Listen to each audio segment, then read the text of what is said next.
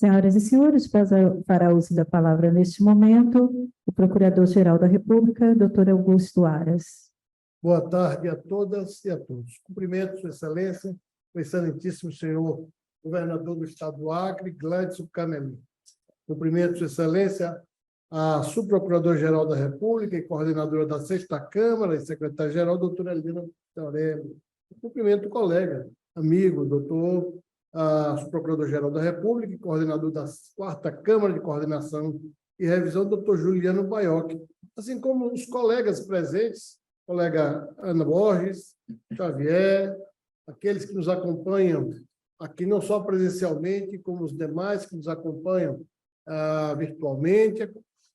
Cumprimento todos os membros do Ministério Público, servidoras, servidores, especialmente aqueles que hoje oficializam a participação nesta nova grande jornada que se inicia com esses ofícios que aqui foram devidamente relacionados e os seus membros empossados. E assim declaro a minha satisfação de logo por este momento. O Ministério Público Brasileiro, aqui dito na sua unidade, que envolve não só o Ministério Público Federal e da União, o Ministério Público do Trabalho, o Ministério Público Militar, o Ministério Público do Distrito Federal e Territórios, os Ministérios Públicos Estaduais, todos vimos acompanhando e ampliando as possibilidades de acesso à justiça, especialmente na singular e importante região Norte, Nordeste e Centro-Oeste, em particular aqui para a Amazônia Ocidental e a Amazônia Oriental. Patrimônio dos brasileiros, que com a fraternidade que nos foi conferida pelos princípios humanísticos e especialmente cristãos, são extensíveis a toda a comunidade planetária. As posses de hoje integram uma série de iniciativas para a redução das desigualdades regionais que afetam não apenas o Ministério Público, mas o sistema de justiça como um todo, além da instalação dos ofícios da administração vinculados à Câmara do Meio Ambiente e Patrimônio Cultural, a 4ª Câmara aqui presente, representada pelo doutor Juliano Baiocchi, e de populações indígenas e comunidades tradicionais, a 6ª Câmara de Coordenação, apresentada pela nossa querida Eliana. Já efetuamos outras medidas para melhor equipar os membros do Ministério Público na região norte, dos estados e da União, a exemplo do sistema do Georradar e da compra de lanchas, aeronaves anfíbias, helicópteros de grande porte para 16 lugares, cada uma dessas aeronaves, além de promover reformas, novos mobiliários, sistemas de informática, ampliação da segurança, aquisição de carros blindados para toda a região aqui apresentada por seus novos titulares, com a Polícia Institucional para a proteção de membros, servidores e o patrimônio da instituição, ou seja, trabalho conjunto de todos. O importante para aqueles que, como o governador Gladson, conhece o orçamento, o dever de ofício, com o mesmo orçamento dos últimos 20 anos e com o mesmo teto constitucional dos últimos 20 anos. A boa gestão manifestada com a participação do quadro de colegas, membros e servidores renovados na nossa gestão, com a oportunidade igual para todos e todas, fez com que méritos e vocações se apresentassem tão úteis que parece, como dizia São Francisco, recomendava que nós deveríamos começar uma grande tarefa fazendo o necessário. Depois faríamos o possível e logo, logo estaríamos a fazer o impossível. Governador Gladson, Vossa Excelência, como representante desta região amazônica aqui presente, nos faz dizer que hoje estamos fazendo o impossível. Jamais pensaríamos em ter uma frota fluvial, uma frota aérea com aeronaves já compradas e pagas, né? Com helicópteros, com colegas, com mais 35 colegas a serem possados no dia 31 de julho vindouro. São os novos procuradores, com mais 15 vagas para o próximo concurso que haveremos de deliberar, na próxima sessão, já em agosto. De repente,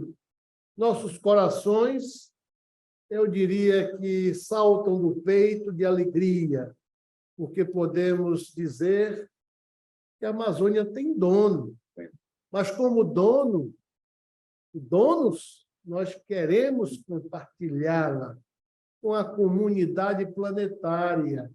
para que todos tenham vida plena e em abundância. Mas, para além dessas palavras que saem da minha boca com alegria imensa, eu não posso esquecer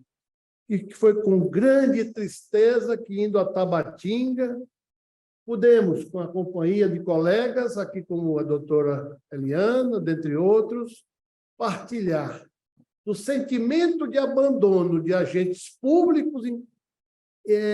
investidos na função de defesa do meio ambiente e da comunidade indígena e ribeirinha. O vazio dos olhos daqueles agentes da FUNAI e de outros agentes públicos. Aquele vazio, governador, fez em mim nascer uma semente e que algo muito maior do que aquele vazio deveria ser criado para preenchê-lo. E é assim que, na nossa gestão, que se finda em um pouco mais de 90 dias, ou menos de 90 dias, procuramos equipar, procuramos dotar a Amazônia, o Nordeste, o Centro-Oeste, de mais 65 membros e mais ainda o do novo concurso, cujas vagas já estão previstas na sessão de hoje deste egrégio Conselho Superior do Ministério Público, para que o nosso Brasil esteja nos próximos 25 anos no lugar que lhe cabe. Um lugar de respeito na comunidade planetária, conduzindo, juntamente com os grandes, e não sendo conduzido,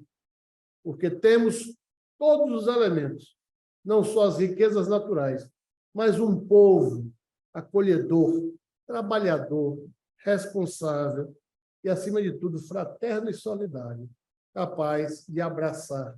a tudo e a todos. Assim, meus queridos colegas, senhoras e senhores, todos os nossos membros e servidores estarão bem acompanhados nessa tarefa.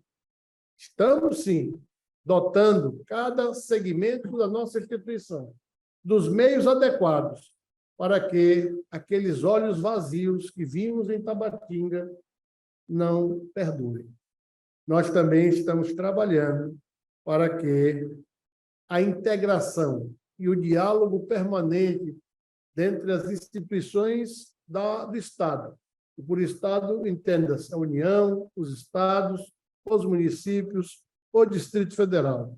ocorra de forma a otimizar os recursos para que o bem-estar de todos se realize plenamente. Assim, é que fazemos chegar o direito socioambiental a todos os brasileiros e, quiçá, aos nossos países limítrofes, aos nossos nações irmãs, seja, lamentavelmente, com o sofrimento daqueles que saem de países lindeiros, fronteiriços, para buscar socorro no Brasil, seja daqueles que vêm aqui voluntariamente em busca de oportunidades, seja dos nossos brasileiros que têm a riqueza que lhe é própria para desenvolver as suas melhores potencialidades.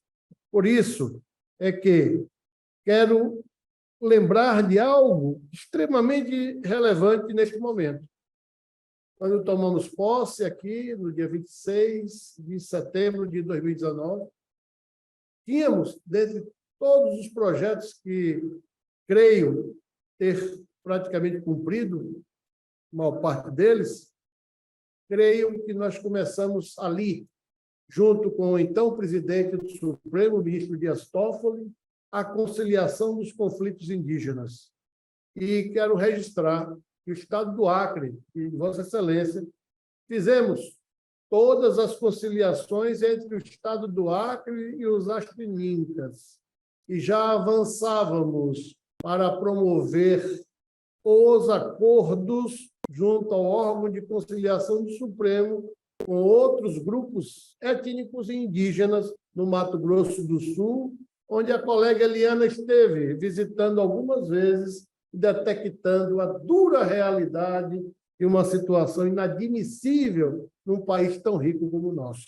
Lamentavelmente, veio a pandemia e tivemos que suspender aquele trabalho que vínhamos desenvolvendo já com sucesso, e sucesso lá no estado do Acre. Eu creio, posso estar enganado, que não há nenhuma pendência de conflitos indígenas hoje no estado do Acre. Mas veio a pandemia, e na pandemia fizemos algo inusitado no Brasil. Até porque a última pandemia ou epidemia foi no início da década, no início do século XX, e não havia outra experiência. Criamos o GIAC, o Gabinete de Integração e Acompanhamento à Covid-19, antes mesmo da declaração de estado pandêmico pela OMS. E assim contamos com a doutora Sandra Krieger, conselheira nacional do Conselho Nacional do Ministério Público, com a colega subprocuradora-geral da República, Célia Delgado, com 150 procuradores em todo o Brasil.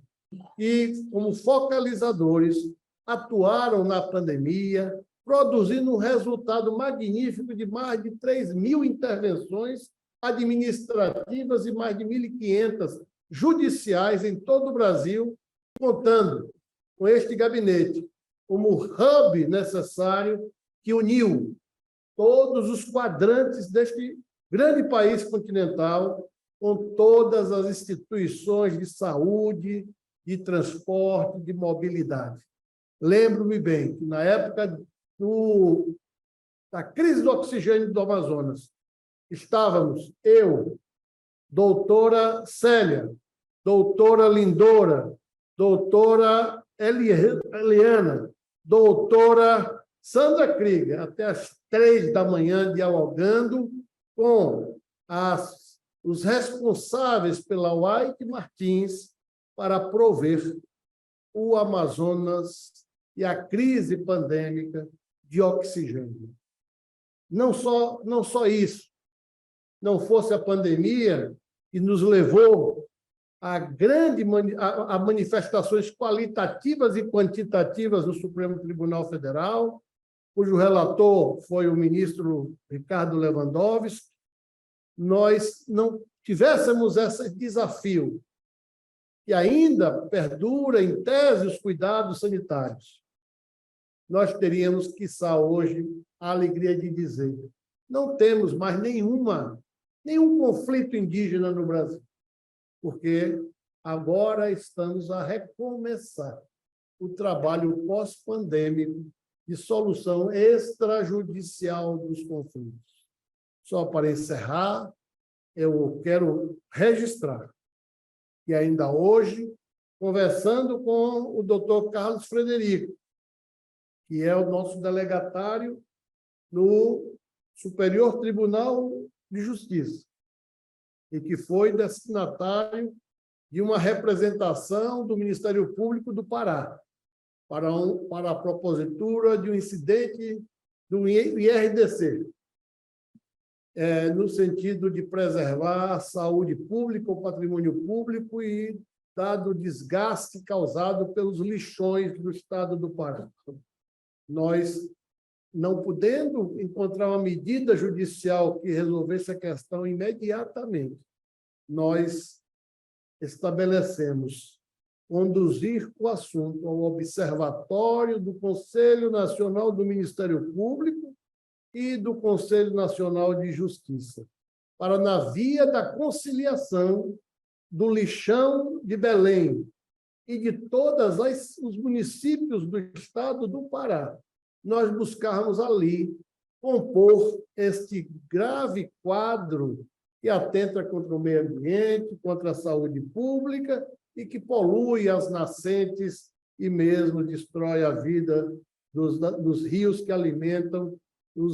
as comunidades tradicionais. É também com soluções extrajudiciais como esta que nós esperamos da nossa contribuição. Há 4 anos, tínhamos em torno de 102 milhões de processos. Com as novas formas de composição extrajudiciais, já se tem algo como 80 milhões de processos. É assim que nós devemos buscar resolver os nossos conflitos, lembrando, especialmente, que causas tão complexas como meio ambiente, em todas as suas dimensões, populações indígenas, populações nativas, e mesmo a nossa maior pauta, que é a pauta do combate às desigualdades regionais, a pauta do combate à pobreza, à miséria, a pauta do combate à fome num país que produz alimentos para 1,5 bilhão de pessoas, a pauta da paz que está representada pelo diálogo, integração e cooperação contra o discurso do ódio, pela promoção da tolerância, repercute na saúde, na qualidade, no grau mais elevado da nossa democracia. Com essas palavras que já se alongam, é que eu quero deixar aqui a minha manifestação de alegria e, eu diria, de júbilo por saber que o Brasil do Norte, nessa sessão, o Brasil do Nordeste e do Centro-Oeste, até o final da nossa gestão, terão as suas desigualdades regionais reduzidas, de forma a que todos os brasileiros possam contar com um tratamento de melhor qualidade, no gozo do desenvolvimento econômico e social sustentável, pela proteção do meio ambiente, pela promoção do crescimento econômico e pelo compartilhamento de todas as riquezas com todos os cidadãos. Só assim alcançaremos o desenvolvimento econômico e social sustentável, com a preservação do meio ambiente equilibrado, com esses ofícios socioambientais aqui, contribuindo civicamente, patrioticamente, para o Brasil que todos nós desejamos. Muito obrigado a todas e a todos. Sucesso aos colegas que começam e saibam que, enquanto estivermos aqui, juntos estaremos lutando para que tudo aconteça da melhor forma possível, dentro da Constituição e das leis. Nosso objeto de trabalho é a ordem jurídica. Nós não governamos, nós não legislamos, nós não aplicamos as leis, mas nós somos catalisadores de políticas públicas, indutores de processos democráticos dentro da estrutura e da organização do Ministério Público da União, da nossa lei orgânica, que nos ampara. Mais uma vez, muito obrigado a todos.